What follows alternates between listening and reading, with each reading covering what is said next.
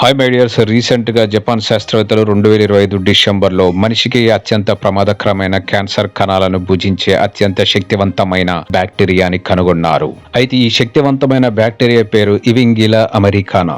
అయితే ఈ బ్యాక్టీరియాని కనుగొన్నది జపాన్లో నివసించే ఒక కప్ప కడుపులో. ఇది వర్షారణ్యంలో ఎక్కువగా జీవించే ఈ కప్ప కడుపులోని ప్రేగుల్లో ఈ బ్యాక్టీరియా నివసిస్తుంది. డ్రయోఫైట్స్ జపనెక్స్ అనే ట్రీ ఫ్రాగ్ కడుపులో ఈ బ్యాక్టీరియాని కనుగొన్నారు. క్యాన్సర్ కణాలతో నిండి ఉన్న ఎలుకల బాడీలో ఈ బ్యాక్టీరియాని ప్రవేశపెట్టినప్పుడు ఎటువంటి సైడ్ ఎఫెక్ట్ లేకుండా ఈ కణాలను భుజించేసింది ఈ బ్యాక్టీరియా.